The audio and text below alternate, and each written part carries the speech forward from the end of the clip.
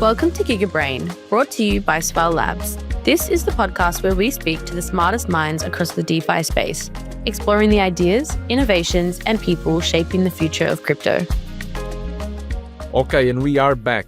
Welcome, guys, to another episode of the GigaBrain Podcast. We are here today with Kyle, mega legend. I know Kyle already for a while. We actually met in a Hyperliquid dinner a while back, and so super excited for today. So Kyle from Mercury. Mercury is a mobile app that sits directly on top of Hyperliquid's platform and delivers a portable, on-the-go trading experience.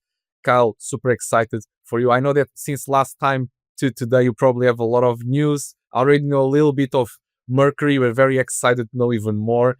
But before that, can you tell us a bit about your background, your experience? Why are you into crypto? And why Mercury? Why Hyperliquid? Very excited to know. Yeah, thank you so much for having me, man. It's a pleasure to be here. Bro, my crypto journey goes way back. I was in crypto since, I want to say like 6-7 years ago.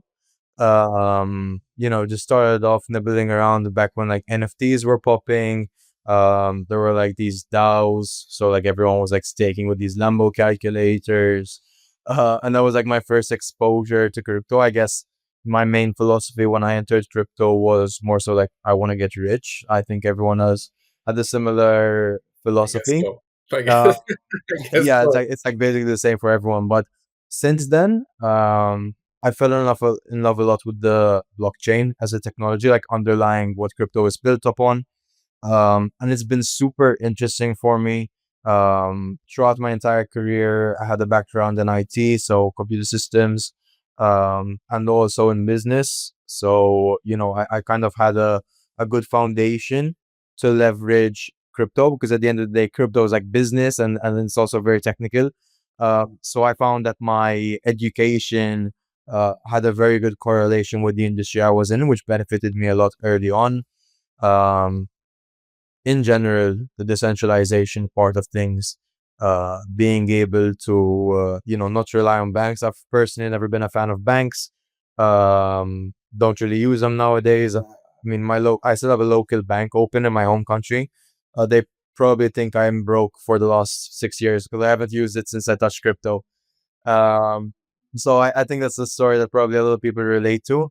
But in general, I think Web3 and the ability to access Web3 is what really drove me here.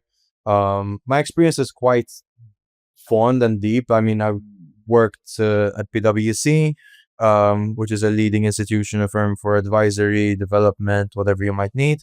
I was an advisor there, and I did a lot of freelancing projects. Right now, as you mentioned very well, I am working on Mercury, which is a Hyperliquid mobile interface. Yeah. Perfect. So let's dig deep a little bit into Mercury. For those we don't know, can you tell us a bit about what is Mercury on your own words, and what gap did you see in the market that led you to start building Mercury? So the why Mercury is important right now. Yeah. I mean, Mercury in itself, if I had to explain it in my own words, is the only application anyone would ever need to use access DeFi. It's a $40 trillion industry. Majority of people are still, in like Bitcoin, in centralized exchanges like Binance, etc. Being able to access and target and kind of put a light on these centralized exchanges. I mean, in general, centralized exchanges have their benefits. I'm not gonna like clown on it. Obviously, I know there's a lot of bad actors in the space, and in general, there's a lot of people that, maybe MEXC recently has come out, with freezing funds. So in general, there's a lot of bad actors in the space, but I wouldn't necessarily shame centralized exchanges themselves. As a product, we know Hyperliquid is one of the most exciting products of the year, and is going to have a very good, dominance era, where people are going to be able to use what was originally restricted to centralized exchanges publicly in a decentralized manner, right? And so being able to share that technology with retail has been our go-to as a product. Perfect. And why did you choose to build directly on top of Hyperliquid rather than launching your own backend or protocol and then build Mercury on top? It mainly comes down to trust. You know, there's a lot of reasons, of course, between it's a lot of work. There's a lot. You need to provide your own liquidity, and you need to compete, right? Would be competing in a sector that is already very competitive with products like Lighter, and all those other edgex, and obviously centralized exchanges are also a part of the competition. Um, we would much rather compete on the interface and user experience and user acquisition rather than competing with people that's quite frankly is quite hard to do. I think what Hyperliquid did themselves is nothing short of a miracle. Like, it's very hard for someone to come in with limited resources. Obviously, the team had capital; they didn't need to raise money, etc., but not as much capital as obviously centralized exchanges had under their belt. So being able to come in, dominate, and take a big chunk of market share with those limitations in place is something special. I think that's one of the reasons why a lot of people are building on Hyperliquid now, because they built such a good product with so many limited resources that you only can start to wonder how much can they do now that they've got so much more stuff under their belt, so many different avenues for revenue. Even with builder code specifically and other applications building, it's net bullish for Mercury overall, because this brings more users to decentralized finance, and then inevitably that means that the platform that we're building on is sustainable. The worst thing that can happen is that no one is building on Hyperliquid, because and then if we're the only ones building it, it becomes 10 times harder for us to actually acquire users to the platform. So, obviously that aside, the community is amazing. The documentation of their APIs is amazing. I mean, you said it yourself, we met in a Hyperliquid dinner. These are things that, while you can find them in other places, other types of groups, it's much more wholesome. And from that dinner alone, I got so much value. That's very true. And I know that you also were present in the events in Singapore, and I don't know if you were in Korea or not, but I think you were in Singapore for sure. And man, those events, the events are very curated. Everyone that was there needed to be there, and it was just really good. I'm still going through leads that I got from those events up to today. Even today I'm having meetings with people that I still met there, and I'm still growing to lists and lists of people that I met, and going through deals, and everyone is very specific and very curated, right? So I 100% agree. I think the community now on Hyperliquid is just different. It's just super good. It's just different, 100%. And so why does Mercury leverage Hyperliquid's APIs and SDKs to create a seamless? How does Mercury leverage Hyperliquid's API to create a seamless mobile experience? You say that you love the UX and everything, all the experience. So how do you think that you are doing that really leverage your product to a level that it is better, or it will be even better for the user? Really good question. There's many ways we're doing this. One of the most key methods that we're putting in place is we're removing the requirement for spot and perps, separated balances. So what we're doing is we're introducing unified balances, which pretty much means that one balance for everything. One way we're making it super retail friendly is by pretty much letting the user go through the flow they want to go to. If they want to just buy, they can buy, and we'll classify this as a spot. The moment they click the leverage button and they slide on the leverage, we automatically consider that as a perp balance. Now, yes, there is going to be a differentiation between perps and spots because one has leverage and the other one's just a buy. And the user will figure this out. But what we're taking away from here is the transfers, the different balances, the why isn't my spot buy going through when I have money in my account? Oh, because it's in my perps account. It takes away all these complexities and we're making sure that essentially what Hyperliquid is as a foundation is great. And we're using that as part of our pro terminal. However, we want to make sure that for retail, it's as dumbed down and user friendly as possible. And the way we're doing this obviously is Hyperliquid gives us the infrastructure, and we're building the backend on top of that to add these backend transfers, these logic. Like even one of our core USPs is the fact that you can tap into Hyper EVM, right? Hyperliquid EVM. You shouldn't have to go through the hassle of transferring or buying Hype to transfer and stuff like that. It should all happen simultaneously in the background. Which are like features that we're adding on top of a Hyperliquid to make it as fluid as possible. Perfect. And through this process, you also take feedback from users, or did you started also going through community and like to see what the community needs before you build any new feature, or you do all the brainstorming in house and you don't depend much on the community side? So how is your relation with like beta testers and community, and how does that affect the final product? Yeah, great question. In general, when we come to making the product or making product decisions, we'll look at three factors, right? What the team wants to do, what competitors are doing, and what our community is telling us to do, right? And by community, I also mean investors, right? These three factors are what determines which direction Mercury heads. Obviously, us as the core team, we inevitably obviously have the final say. If we say, listen, this is a sinking ship, we add this feature, or as the business isn't going to thrive, then we are the ones with the responsibility to make such decisions.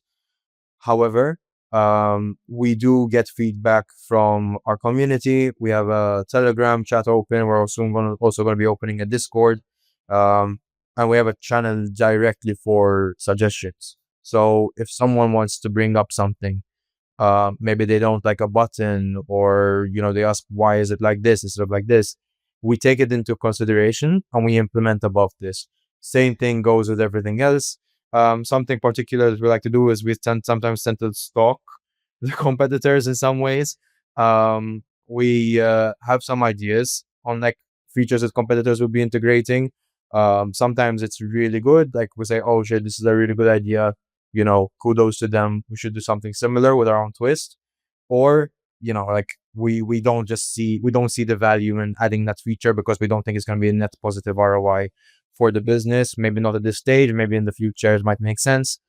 But you look at like, I don't know, like I think Hyperliquid now are rolling out with like equities and options and stocks.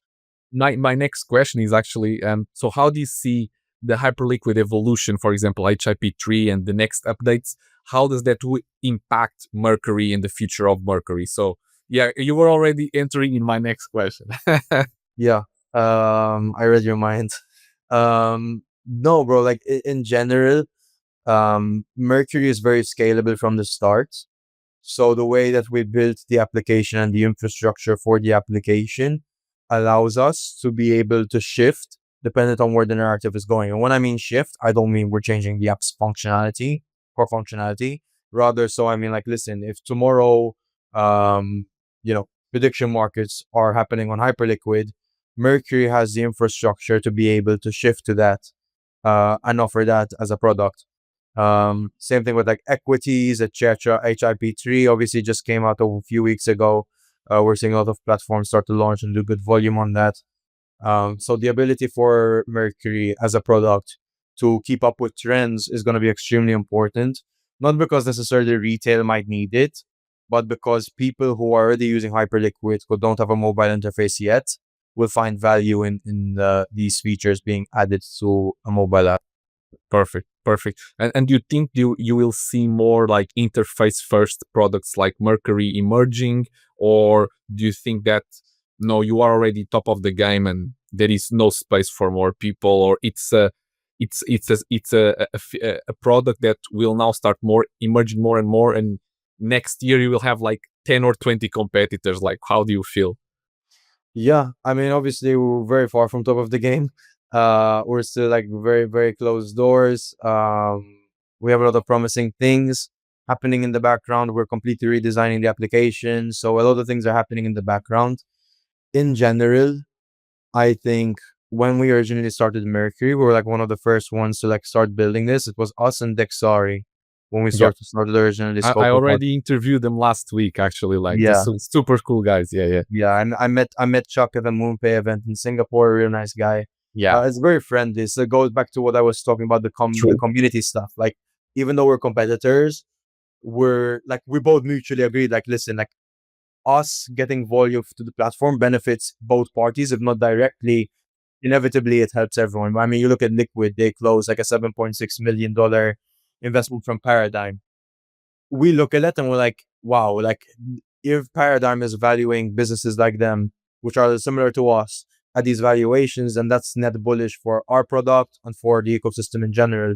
Because now it's like, listen, Hyperliquid is helping other businesses raise money and become a standalone business just because of the infrastructure that they're offering on the back end, right? Which is net bullish.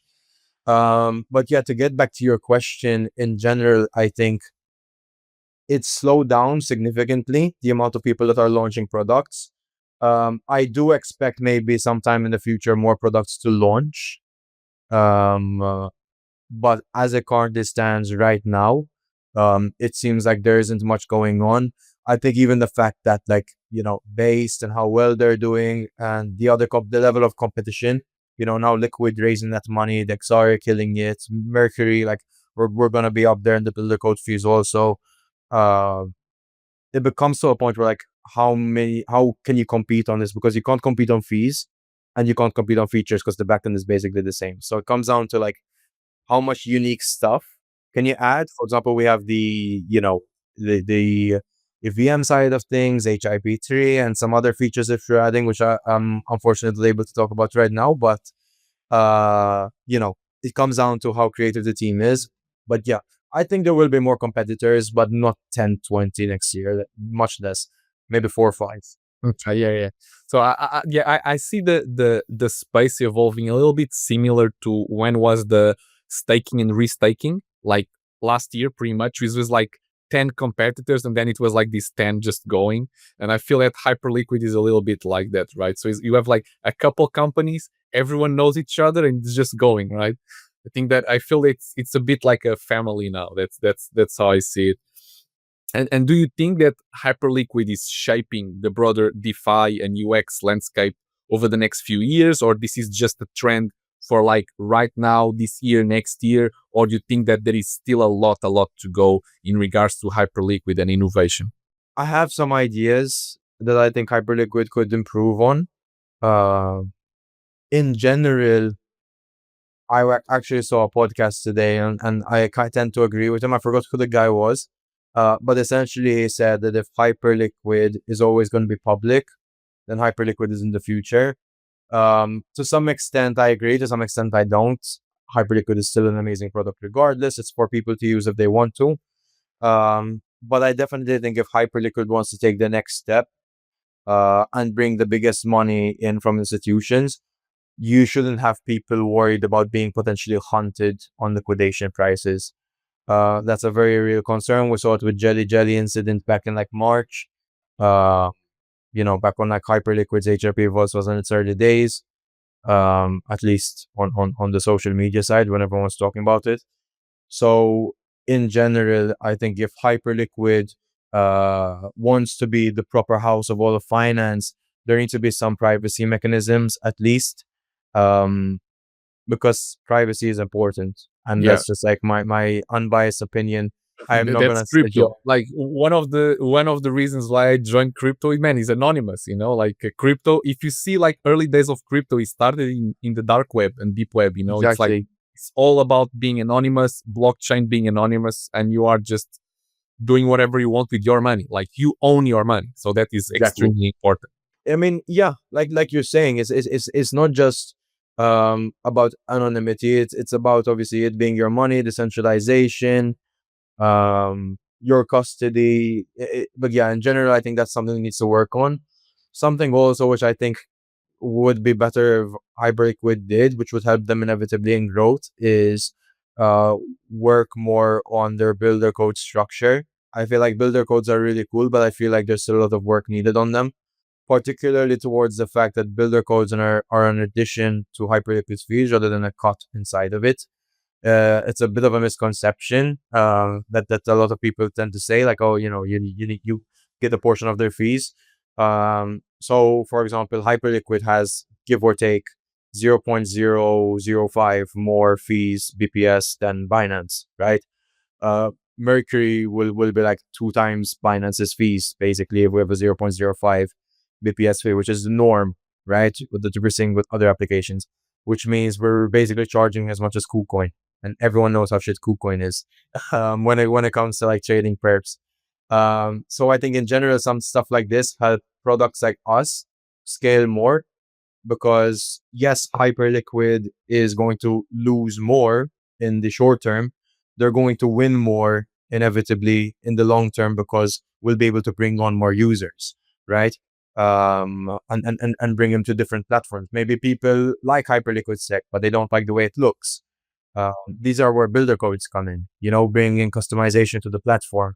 And I think by making them have to pay 2 times the fees, I mean, obviously you could just keep builder codes free, but that means the product isn't making money.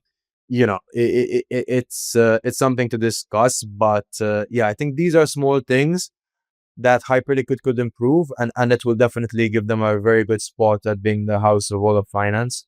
These are just a couple of things that popped into my mind. Obviously, I'm sure there's many more people would talk about. Perfect. No, thank you for your insights. Now I'm going to move to another section of our podcast, which is like more straightforward questions to know your opinion. So can you tell us one thing that everyone should know about Mercury? The power of DeFi at your fingertips. That's all it is. Yeah. Okay. Perfect. I love that. And do you think that we are in a bull market or bear market right now? This you can extend. I asked the same thing to the Dexari guys, and they were like, dude, this is a 10-minute question. So they were just like explaining why. So please tell me what you think. Okay. So I have my own philosophy on this, actually. I don't believe in a bull and bear market. Like, Okay. yeah, that might sound funny to some people, but No, I no, don't like, believe in a bull so and bear before market. you answer, let me tell you what I think right now. So, and I've been reading this a lot in like articles, podcasts also, which is the cycle thing is now over. Why? Because institutions are in. So it's a completely different thing, and it's a politician's game now. So you have two new factors that you didn't have in the other years and the other cycles behind us, right? So you have the politician factor, you have wars that influence directly the price. So, for example, if tomorrow the Russian-Ukrainian war ended, that will influence the price. If the war gets worse, that influences the price. If Trump says something good or bad, influence the price and can actually become a new cycle or close the cycle. And institutions like Goldman, JP Morgan, BlackRock, they are in. So I think that the cycle is not a cycle anymore. It's just different, but I'm curious to know your opinion. For sure. I mean, very similar to what you said. Originally, the way cycles were perceived was like 4-year bull, 4-year bear, 4-year bull. I don't think we are anymore in a calendar cycle. I think we're very much news driven. If there's no catalysts, then the market is in a bear, so to speak. If there's a lot of news happening, we're in a bull. I think if we were to do a good like 6 months, no good news whatsoever, we're in a bear. The moment something good comes up, we're in a bull. So I think like we're just in a market. Is like how there's no bear, there's no bull. Like the market can either crash really hard dependent on what news is currently out, or it can go up much more. I think the prices where we are right now is like medium. Like it's not insanely high, it's not insanely low. It can obviously go lower and it can obviously go much higher. So we're just in a medium market. I mean, you look at yesterday, there was a massive crash. God knows why. I don't know. Maybe Trump said something. I don't know what happened. But like these are the types of things, like people are getting liquidated, losing all their money, because of like things that are like happening, external factors that originally, in the past it used to be up only, because now everyone's talking about crypto. Beginning of this bull, bull, beginning of this cycle where like we were on an up only, we got to 6-figure Bitcoin. There was a bit of a euphoric bull season. And then the moment Trump got elected, the market, in my opinion, shifted completely from like time-based to narrative-based. Fair. That's a powerful statement, from time based to narrative based. I love that. Actually, we need to cut that part and make a video only for that. That's very specific. That's very good. But yeah, man, I agree 100%. And so, question: do you think that BTC can hit, like, let's say 200 plus K in the next 4 or 5 months? I think it's going to depend a lot on like external factors. I think it's going to depend a lot on like overall consumeration of like the market. I think it's going to depend a lot on like news, what's happening with the war, the tariffs, etc. Definitely possible. Yeah, I think if Bitcoin doesn't hit 200K within the next 4 to 6 months, I think it's going to be a while until it has another opportunity to do that. Agreed. And what about hype? A lot of people talk about hype eating $100. Like, do you think that we are very close to see hype eating $100, or what's your take? Yeah, I mean, first things first, obviously, I think the reason why hype hasn't gone to 100 yet is due to the competitors. Back when hype was like basically at all-time high, Esther launched and people were farming Lighter. I think once Lighter launches their airdrop and everything happens there, I think hype will have a good chance at scaling out, because people who are farming that will come back to hype. Hype is already doing a lot of good fees. Hyperliquid is a foundation, which obviously buy back hype on the open market themselves. However, I think that would be hype hitting 100 is definitely going to be like next year, like Q1 of next year, if I had to put a title on that yet. Okay, fantastic. I love that. So, and what's the most exciting trends that you are following right now in crypto or in DeFi? Consumer apps. Consumer apps. Consumer apps. Okay. It's the Why? most. Why? No, I mean, in general, it's DeFi is meant for everyone, but right now it isn't. Right? The consumer apps help us take the next step to be able to make what's currently required, like you to be knowledgeable and to understand the infrastructure, the architecture of blockchain, etc., and bring it to consumers, retail, right? You look at banking apps. Banks were like so complicated before in the past, and now, for example, you've got people like Revolut, which help you open up an account in like 2 minutes. I'm a big fan of Revolut. Like, I You're use it gonna love our every day. UI then. You're gonna love our UI then. We took a lot of inspiration from Revolut with our new UI. In general, like I mentioned with banks, they used to open up an account and then Revolut take minutes. And this is the difference between how Revolut scaled from like a startup to, in my opinion, one of the biggest banks in the world, technically, like consumer wise. One thing that Revolut does very, very well, and it's actually hard to mimic, is the user journey in terms of clicks. Like, Revolut is almost everything that you do is like 2 clicks. It's insane. It's insane. Like, you entering the app, you want to see something is 1 click. You want to buy something is 2 clicks. You want to transfer money is 1, 2, input money, input value. Yeah, it's 2 clicks plus input value. It's insane.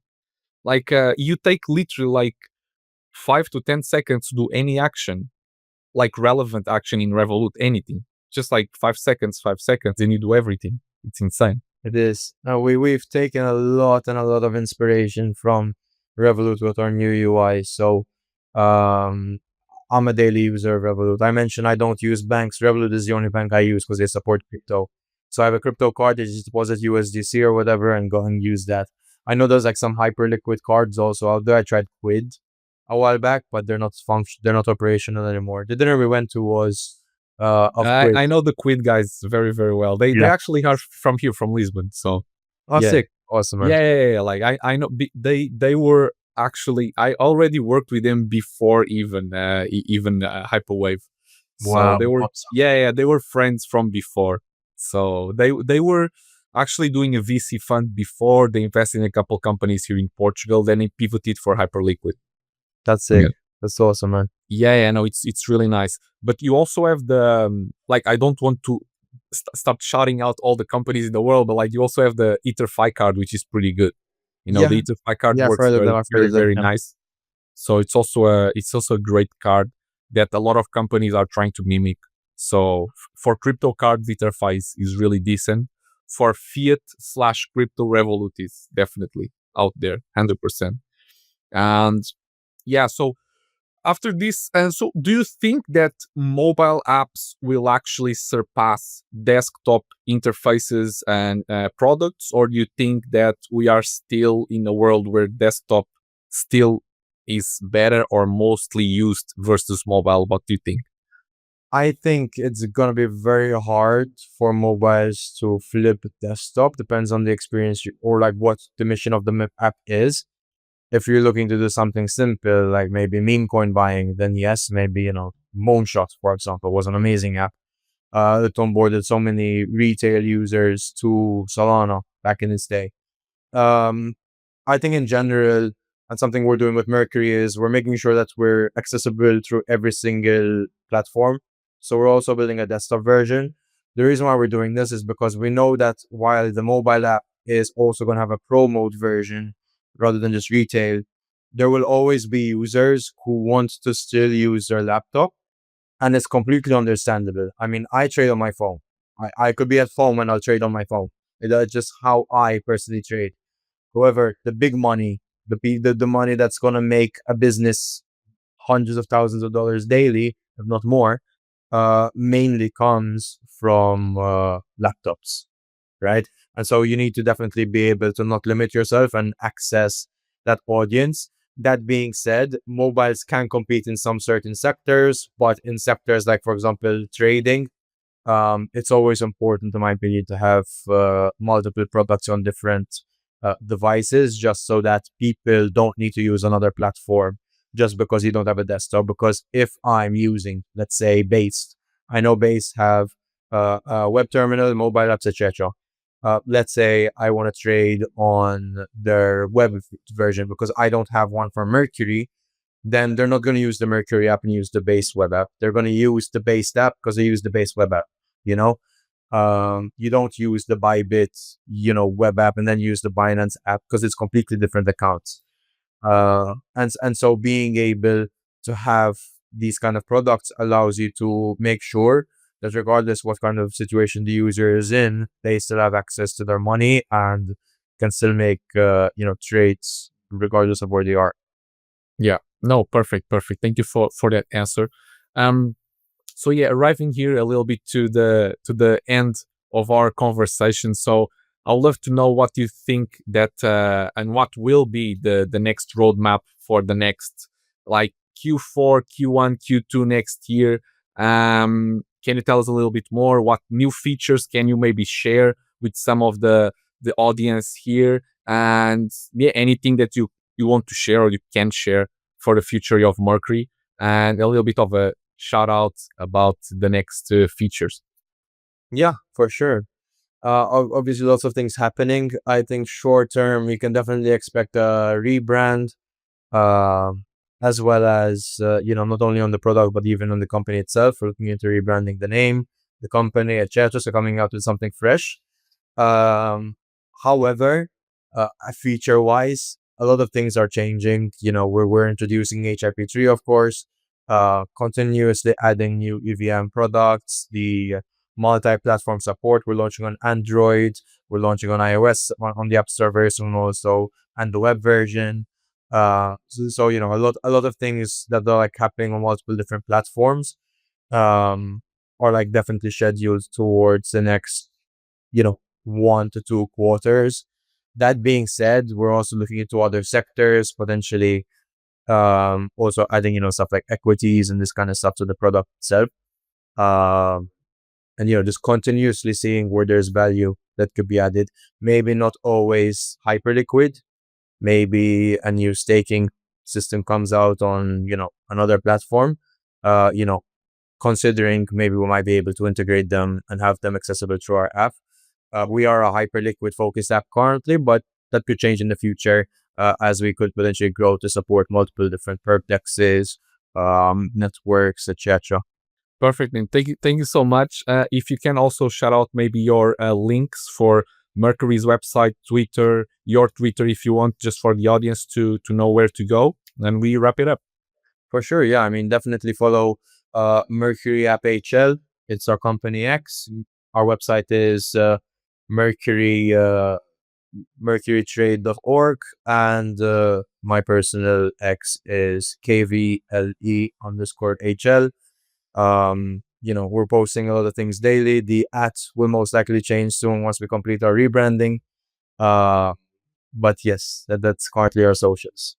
Amazing, man. Thank you so much for sharing some alpha today. Very, very nice insights on the market, guys. Also, thank you so much for listening, to tuning in.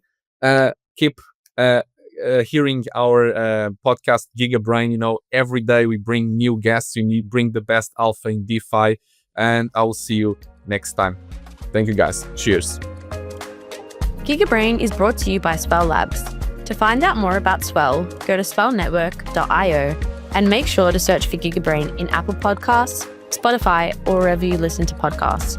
Hit the follow button so you don't miss any future episodes. Thanks for listening.